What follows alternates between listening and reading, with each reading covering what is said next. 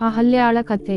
ಬೆಳಿಗ್ಗೆ ಪ್ರಾತಃ ಕಾಲದ ಸಮಯದಲ್ಲಿ ರಾಮ ಮತ್ತು ಲಕ್ಷ್ಮಣರು ಮಿಥಿಲಾಪುರಿಯಲ್ಲಿರುವ ಕಾಡುಗಳು, ಉದ್ಯಾನವನಗಳನ್ನು ನೋಡಲು ಋಷಿ ವಿಶ್ವಾಮಿತ್ರರೊಂದಿಗೆ ಹೊರಟರು.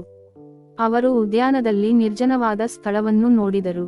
ರಾಮನು ಹೇಳಿದನು, ಗುರುದೇವ, ಈ ಸ್ಥಳವು ಆಶ್ರಮದಂತೆ ಕಂಡರೂ ಇಲ್ಲಿ ಯಾವುದೇ ಋಷಿ ಅಥವಾ ಋಷಿಗಳು ಗೋಚರಿಸುತ್ತಿಲ್ಲವಲ್ಲ, ಕಾರಣವೇನು? ವಿಶ್ವಾಮಿತ್ರರು ಹೇಳಿದರು, ಈ ಸ್ಥಳವು ಒಂದು ಕಾಲದಲ್ಲಿ ಮಹಾತ್ಮ ಗೌತಮರ ಆಶ್ರಮವಾಗಿತ್ತು. ಗೌತಮ ಋಷಿ ತನ್ನ ಹೆಂಡತಿ ಅಹಲ್ಯಾಳೊಂದಿಗೆ ಇಲ್ಲಿ ವಾಸಿಸುತ್ತಾ ತಪಸ್ಸು ಮಾಡುತ್ತಿದ್ದ.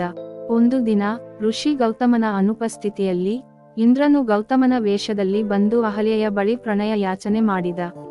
ಅಹಲ್ಯೆಗೆ ಇಂದ್ರನ ಗುರುತು ಸಿಕ್ಕರೂ ತಾನು ತುಂಬಾ ಸುಂದರವಾಗಿದ್ದೇನೆ ಎಂದು ಭಾವಿಸಿದ ಅವಳು ತನ್ನ ಒಪ್ಪಿಗೆಯನ್ನು ನೀಡಿದಳು. ಇಂದ್ರನು ತನ್ನ ಲೋಕಕ್ಕೆ ಹಿಂದಿರುಗುತ್ತಿದ್ದಾಗ ಋಷಿ ಗೌತಮನು ತನ್ನ ಆಶ್ರಮಕ್ಕೆ ಹಿಂದಿರುಗುತ್ತಾನೆ.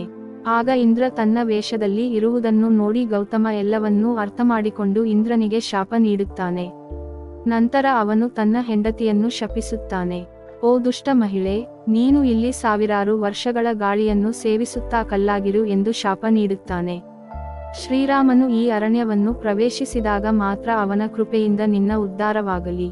ಆಗ ಮಾತ್ರ ನೀನು ನಿನ್ನ ಹಿಂದಿನ ದೇಹದ ರೂಪದಲ್ಲಿ ನನ್ನ ಬಳಿಗೆ ಬರಲು ಸಾಧ್ಯವಾಗುತ್ತದೆ. ಹೀಗೆ ಹೇಳುತ್ತಾ ಗೌತಮ ಋಷಿಯು ಈ ಆಶ್ರಮವನ್ನು ತೊರೆದು ತಪಸ್ಸು ಮಾಡಲು ಹಿಮಾಲಯಕ್ಕೆ ಹೋದ. ಆದ್ದರಿಂದ ರಾಮ, ಈಗ ನೀನು ಆಶ್ರಮದೊಳಗೆ ಹೋಗಿ ಅಹಲ್ಯೆಯನ್ನು ರಕ್ಷಿಸು.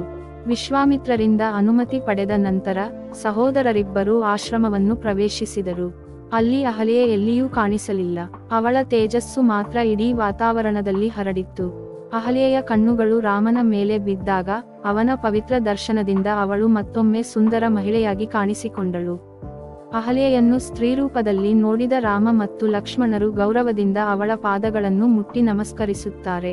ಆ ಬಳಿಕ ಅವರಿಂದ ಸೂಕ್ತ ಗೌರವ ಪಡೆದು ಮತ್ತೆ ಮುನಿರಾಜನೊಂದಿಗೆ ಮಿಥಿಲಾಪುರಿಗೆ ಮರಳುತ್ತಾರೆ. ವಿಡಿಯೋ ಇಷ್ಟವಾದರೆ ಲೈಕ್ ಮಾಡಿ, ಶೇರ್ ಮಾಡಿ ಮತ್ತು ಸಬ್ಸ್ಕ್ರೈಬ್ ಮಾಡಿ. ಇನ್ನು ಮುಂದಿನ ವಿಡಿಯೋಗಳಲ್ಲಿ ಇನ್ನಷ್ಟು ವಿಷಯಗಳನ್ನು ತಿಳಿದುಕೊಳ್ಳೋಣ.